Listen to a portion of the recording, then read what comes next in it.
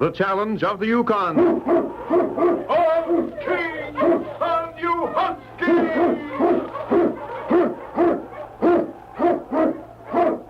King, the swiftest, strongest of Eskimo lead dogs, blazes the trail through storm and snow for Sergeant Preston as he meets the challenge of the Yukon.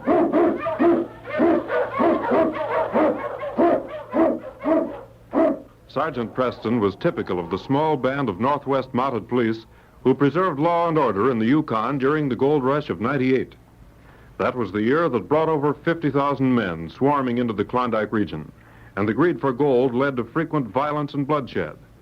But in spite of the odds against them, the force preserved a splendid record in maintaining the right. The challenge of the North was answered, and justice ruled triumphant.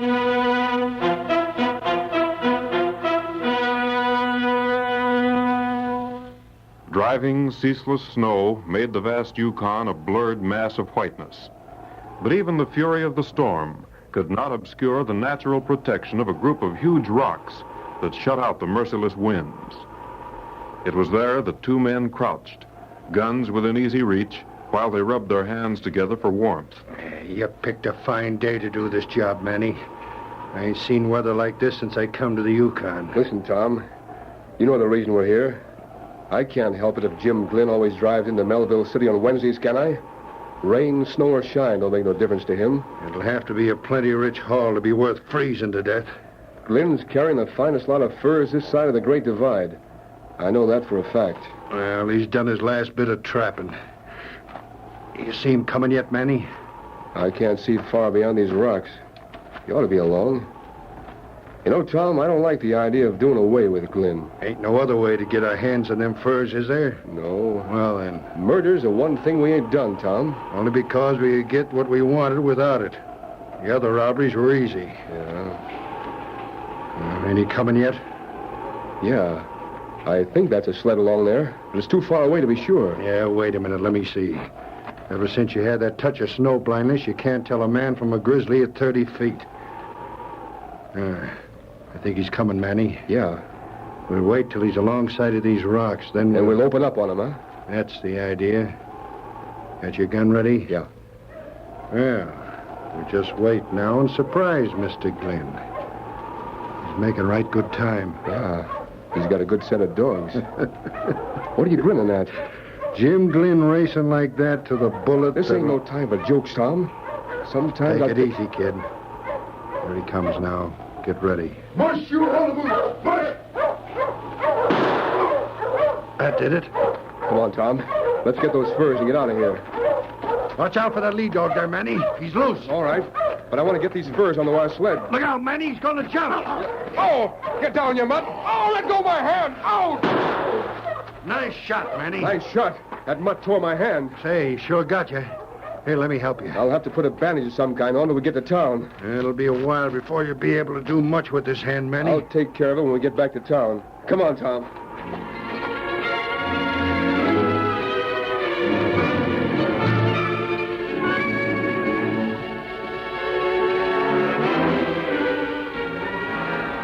The snow covered tracks almost as soon as they were made, so Sergeant Preston, heading for Melville City, had no way of knowing that he was trailing a murdered man. But as they neared the rocks, the great dog King sensed death in the air. What is it, King, huh? All right, fella, you lead the way. Oh, you huskies. Ho, boys. Why, King, there's nothing but snow. Nuzzling around this snow won't get... King, there's a body here. So this is why you... Why, it's Jim Glynn. He must have been... But why? Shot through the heart. And his dog. So they killed the dog, too. And no wonder you were excited, boy. He's following tracks over to those rocks. Oh, now I begin to see. Tracks here haven't been covered by the snow. Sheltered by rocks. Those two men were standing here. They waited here till Jim Glynn was practically in front of them before they fired. Jim didn't have a chance. If they waited here, then they must have... But it's hard to tell which way they went. Well, King, what have you found now? Oh, more tracks, huh? Yep. Here's a bandana. CN. CN. Now, who could... Newton. Cy Newton. He pulled in here about the same time the two other fellows were here. The tracks don't differ. They're about the same depth. King, we're going to Melville City to call on Cy at the Silver Lantern Cafe.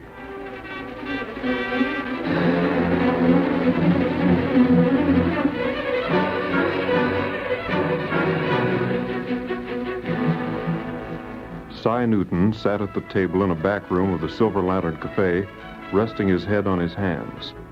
In spite of the fact that it was early afternoon, the sun had already gone down. The glimmer of the dingy light thrown from the sputtering oil lamp showed where Cy's Mackinaw lay in a corner of the room, wet with melted snow.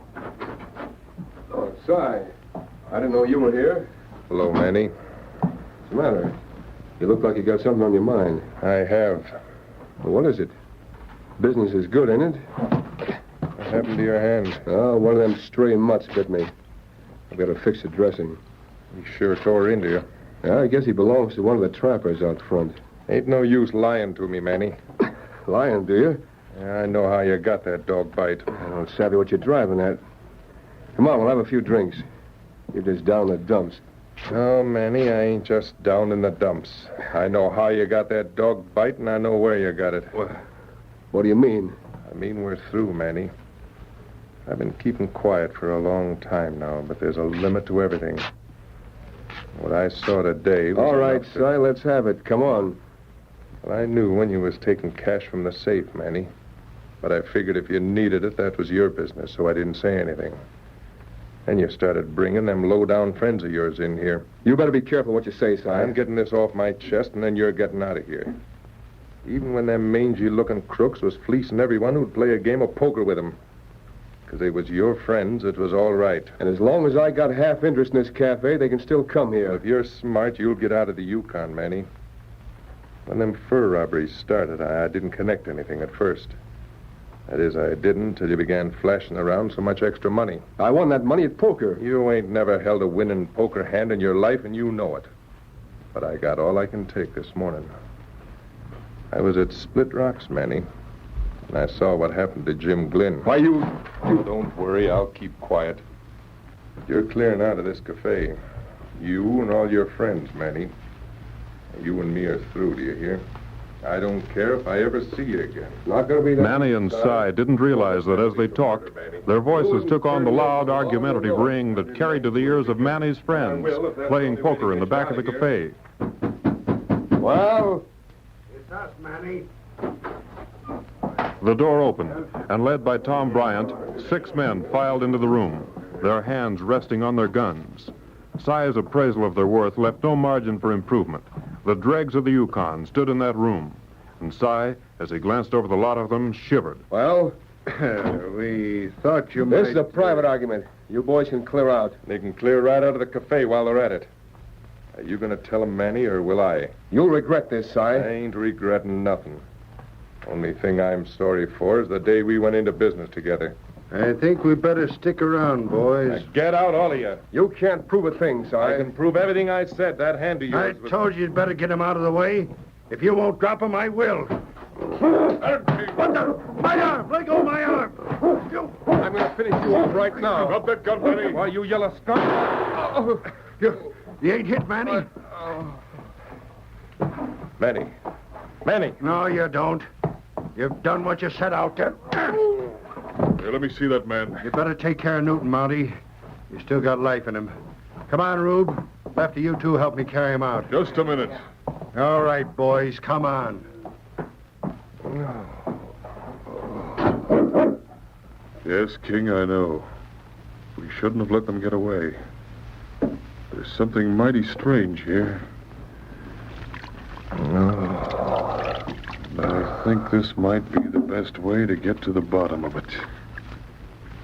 Oh, my head. It'll be all right, Cy. Got a nasty bump there. You saw it all, Sergeant Preston. No, Si, I didn't see it all. I saw Manny draw his gun.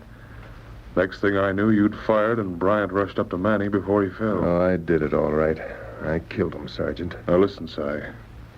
I want you to tell me exactly what happened. From the beginning.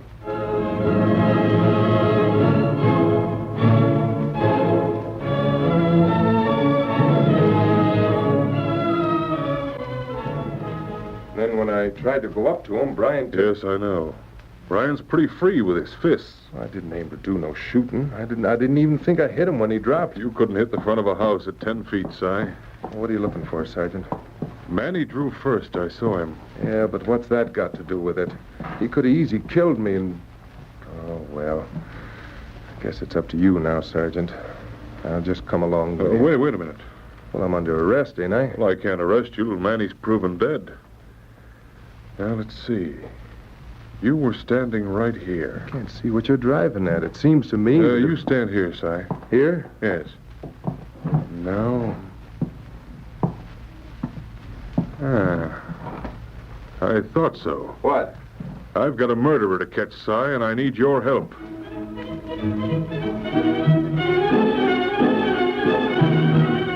A rumor spread through Melville City like wildfire. As one man told another, the story gained importance. Soon, even the most incredulous of the miners were repeating the news. Sergeant Preston brought Jim Glynn into Melville City on his sled. Jim, badly wounded, was being cared for in a room at the Silver Lantern, and Si was held in jail. Will he be able to name the men who robbed him, Sergeant? If Jim Glynn is able to speak, he'll undoubtedly name the man who tried to murder him.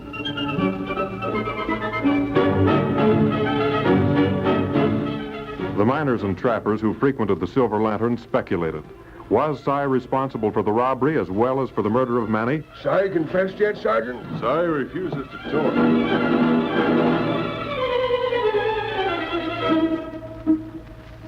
Did you hear the news, Manny? Yeah. Preston's waiting for Jim Glynn to talk. I wonder if Glynn saw us. We can't take no chances. He might have had a good long look at us while we was loading our sled. What do you aim to do? We'll make sure he don't talk.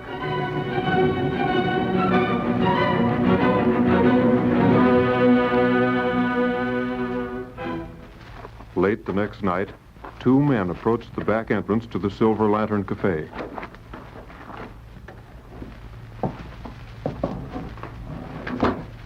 Lucky you had that key, Manny. Yeah. Si ain't been around to change the lock. You can't change much when you're in jail. Come on, let's get this over with. I don't know why you're so dead set in making sure you get him this time. You ain't got a thing to worry about. As far as everybody knows, you're dead. But if Glynn talks, I'll be the one to be jailed for that shooting. That Molly hadn't picked him up. Come on. He ought to be in this room. He's sleeping. He'll never know what hit him. Go on.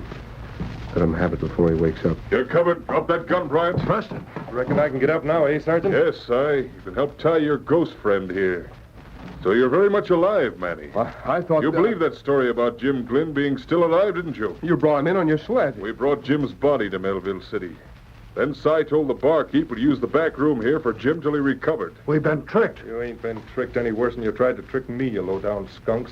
I'd have hung for killing you, Manny. You're under arrest, both of you. You'll have to get me first, Manny. I'll shoot, Manny. Let go! All right, now shoot, Manny. If you do, you'll hit Si. Go on, Sergeant, shoot! Yeah, shoot. I'm getting out of here, see? I'm using Si for a shield. Had him, King.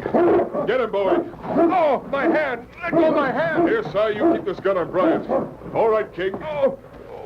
That's the second dog to catch your left hand, isn't it, Manny? You're under arrest. Yes, King, the case is closed.